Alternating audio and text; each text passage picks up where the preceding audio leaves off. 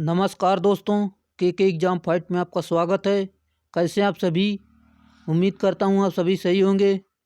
दोस्तों, आज मैं डीसी जनरेटर के कुछ महत्वपूर्ण प्रश्न लेकर आया हूं जो कि वन लाइनर होंगे।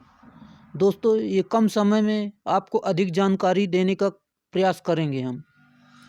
अगर आपको डीसी जनरेटर के बारे में कुछ भी नहीं आता तो इस वीडियो को देखने के बाद आपको ऐसा नहीं लगेगा कि आप कोई प्रश्न ना कर पाएँ। दोस्तों, ये जीरो लेवल से लेकर हाई लेवल तक की इसमें प्रश्न हैं। अगर आप इस वीडियो को 2 से 3 बार देख लेते हैं तो आप हर प्रश्न का उत्तर दे सकेंगे। चलिए, ज़्यादा टाइम न लेते हुए इन प्रश्न को शुरू करते हैं। आज का हमारा प्रश्न है, प्रश्न उत्तर साथ में दिया हुआ है, आप पढ़ते चलें, आप अपने दिमाग में इसे डालते चलें। डीसी जनित्र को डायनमो भी कहते हैं, जो कि फैराडे के विद्युत चुंबकीय प्रेरण के सिद्धांत पर कार्य करता है। दोस्तों, प्रश्न यहीं पर एक बन जाता है कि डीसी जनरेटर किस सिद्धांत पर कार्य करता है, तो आपका उत्तर हो जाता है फैराडे की विद्युत चुंबकीय प्रेरण सिद्धांत पर। चलिए अगले प्रश्न पर चलते हैं। यांत्रिक ऊर्जा को एसी वैद्युतिक ऊर्जा में परिवर्तित करने वाली युक्ति अल्टरनेटर कहलाती है। यांत्रिक ऊर्जा को जो वैद्युतिक ऊर्जा में परिवर्तित कर दे वो अल्टरनेटर कहलाती है। दोस्तों, डीसी जनित्र की बॉडी, जिसे योक भी कहते हैं, यह कास्ट आयरन अथवा कास्ट स्टील से निर्मित होती है। जो दोस्तों छोटी मशीनें होती हैं डीसी जनरेटर की, उसमें कास्ट आयरन लगता है, और जो बड़ी मशीनें होती हैं उसमें कास्ट स्टील की बनाई जाती है, जो बॉडी होती है योक जिसे बोलते हैं। अगला प्रश्न है दोस्तों, सुसहित लेमिनेटेड पोल सामान्यतः कास्ट स्टील अथवा एनिल्ड स्टील से निर्मित होते हैं, जबकि मोल्डेड पोल प्रायः कास्ट आयरन से निर्मित होते हैं। दोस्तों, जो मोल्डेड पोल होते हैं वो कास्ट आयरन से होते हैं। अगला प्रश्न है, जनित्र का घूर्णन करने वाला भाग आर्मेचर होता है, जिसका आकार बेलनाकार ड्रम जैसा होता है। दोस्तों, जो जनरेटर में जो घूमने वाला भाग होता है वो जनरेटर कहलाता है। हिस्टैरिसीस क्षति तथा एडी धारा क्षति का मान कम रखने के उद्देश्य से आर्मेचर की कोर लेमिनेटेड बनाई जाती है। लेमिनेटेड इसलिए बनाई जाती है कि धारा क्षति का मान कम हो। चलिए अगला प्रश्न है, सिंप्लेक्स लैप वाइंडिंग में ब्रशों के बीच समांतर पथों की संख्या पोल्स की संख्या के बराबर होती है, और कम्यूटेटर पिच का मान 1 रखा जाता है। सिंप्लेक्स में दोस्तों जो होता है वो लैप वाइंडिंग में ब्रश जो होते हैं वो समांतर पथों की संख्या के बराबर होते हैं। यदि आर्मेचर वाइंडिंग में कॉयल के संयोजन सिरे कम्यूटेटर पर निरंतर आगे बढ़ते जाते हैं तो यह वाइंडिंग वेव वाइंडिंग होती है।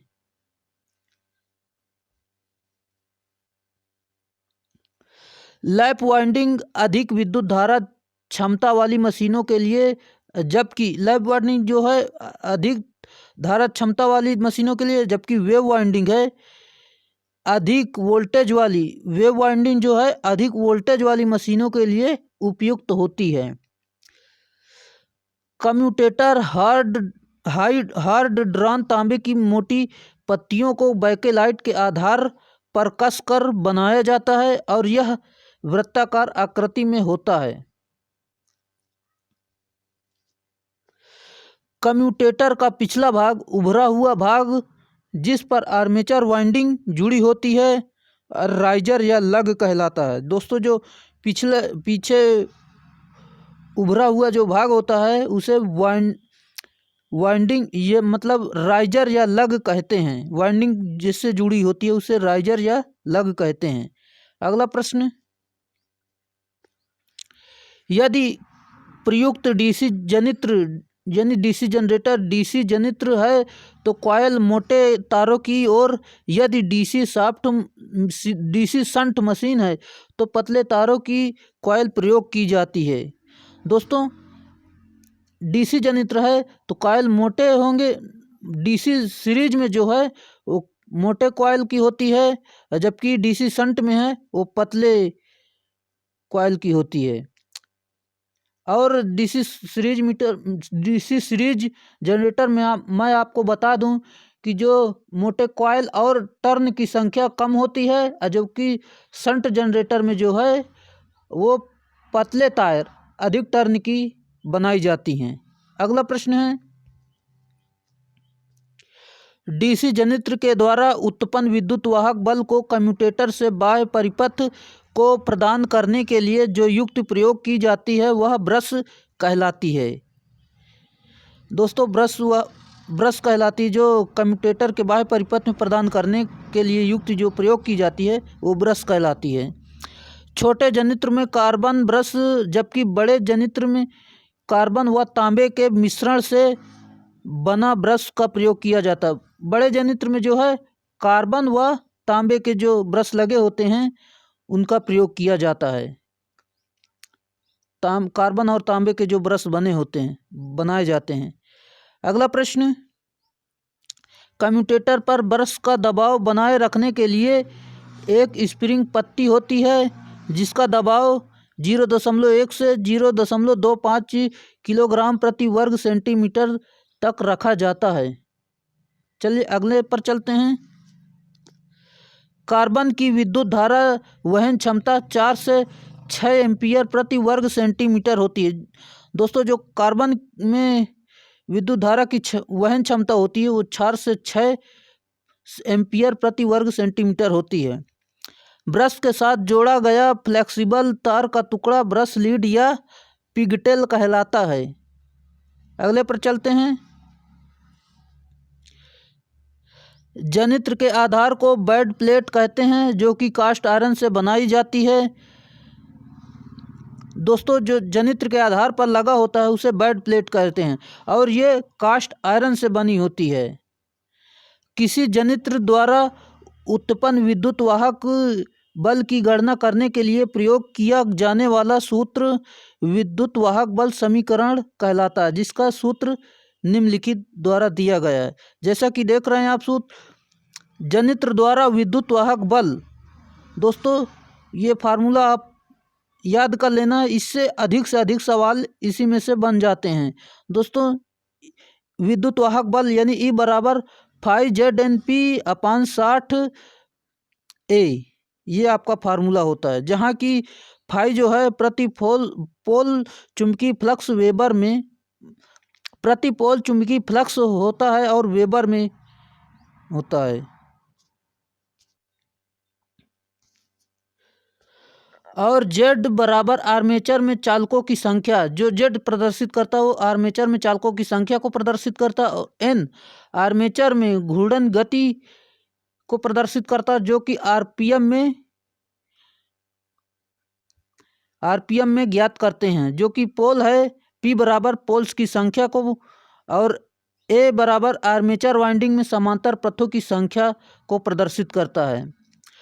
सीरीज जनरेटर में लोड धारा यानी IL बराबर सीरीज धारा यानी ISE सीरीज धारा आर्मेचर धारा बराबर होती। दोस्तों कहने का अर्थ ये है कि लोड धारा बराबर सीरीज धारा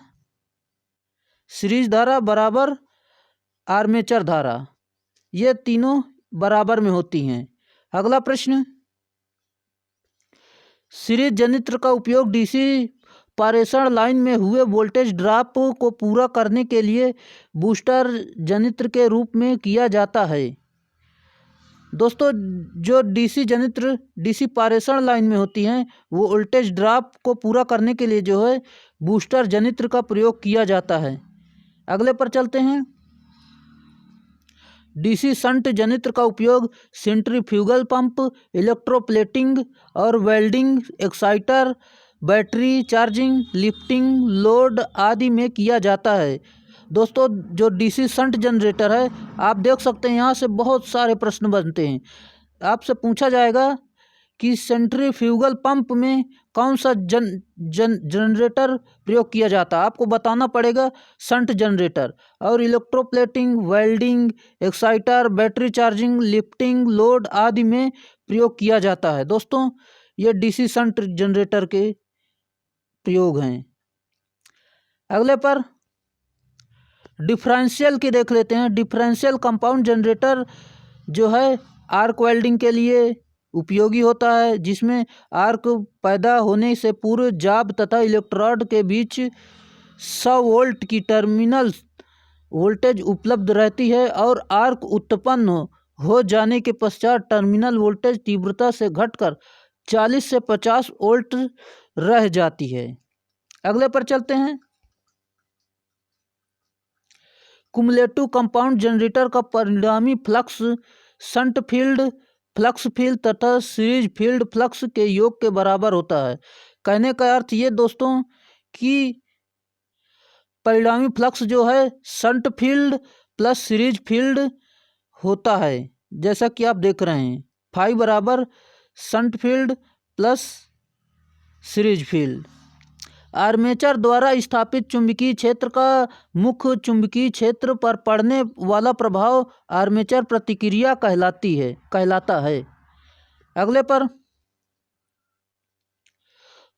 विचुंबकन प्रभाव के निराकरण के लिए छोटे जनित्र में फील्ड वाइंडिंग की एम्पियर टर्न बढ़ा दी जाती है। दोस्तों विचुंबकन के लिए जो है फील्ड वाइंडिंग की एम्पियर टर्न बढ़ा दी जाती है, जबकि बड़े जनित्र में सीरीज फील्ड वाइंडिंग के सीरीज में एक कंपेंसेटिंग वाइंडिंग संयोजित की जाती है। अगले पर इंटरपोल को आर्मेचर वाइंडिंग तथा सीरीज फील्ड वाइंडिंग के सीरीज में संयोजित किया जाता है। यानी इंटरपोल को आर्मेचर के वाइंडिंग के सीरीज फील्ड और वाइंडिंग के सीरीज में संयोजित किया जाता है। अगले प्रश्न पर इंटरपोल्स के प्रयोग से मशीन की दक्षता 25 से 30% तक बढ़ जाती है और कंपाउंड जनित्र के समांतर प्रचालन में इक्विलाइजर का प्रयोग किया जाता है। अगले पर चलते हैं। वैद्युतिक शक्ति की वह क्षति जो आर्मेचर तथा फील्ड वाइंडिंग्स के प्रतिरोध एवं ब्रशों के संपर्क में प्रतिरोध के कारण उत्पन्न होती है, ताम्र क्षति या विद्युत क्षति कहलाती है। अगले पर चलते हैं। लव आदि चुंबकीय पदार्थ के बार बार चुंबकित एवं विचुंबकित होने में वैद्युतिक शक्ति की जो खपत होती है वह हिस्टैरिसीस क्षति कहलाती है। दोस्तों ये भी बहुत ज़्यादा प्रश्न पूछा जाता है। लव चुंबकीय पदार्थ के बार बार जो चुंबकीय एवं विचुंबकीय में वैद्युत शक्ति जो खपत होती है उसे हिस्टैरिसीस क्षति कहते हैं। एडी करंट क्षति कुल क्षति की 20 से 30% तक होती है, जिसे निम्न सूत्र द्वारा ज्ञात किया जाता है। जैसा कि आपको सूत्र दिया हुआ है, आप देख सकते हैं। एडी करंट क्षति बराबर WE बराबर B²M into F² into T², जहाँ की BM बराबर अधिकतम चुंबकीय फ्लक्स घनत्व जिसका मात्रक होता है वेबर प्रति मीटर स्क्वायर, और जो F प्रदर्शित करता है वो आवृत्ति को प्रदर्शित करता है जो कि हर्ट्ज इसका मात्रक होता है, और जो T है लेमिनेशन की मोटाई को प्रदर्शित करता है जो कि mm में ज्ञात करते हैं, मतलब mm। अगला है डीसी मशीन द्वारा उत्पन्न आउटपुट वैद्युत शक्ति और उसे प्रदान की गई इनपुट यांत्रिक शक्ति का अनुपात मशीन की दक्षता कहलाता है। दोस्तों आपको समझ में आ ही गया होगा। अगर आपको वीडियो अच्छा लगा हो तो प्लीज़ लाइक ज़रूर कर दें और अपने दोस्तों में शेयर ज़रूर कर दें। दोस्तों इसे 2 से 3 बार 4 बार तक आप देख लेंगे तो आपको ये पूरा टॉपिक क्लियर हो जाएगा। आप इस टॉपिक से निश्चित हो सकते हैं। फिर आप कोई भी प्रैक्टिस सेट लगाना, इससे से अधिक प्रश्न मिल जाएंगे। चलिए दोस्तों आज के लिए इतना ही, फिर मिलेंगे नेक्स्ट वीडियो में। तब तक के लिए बाय।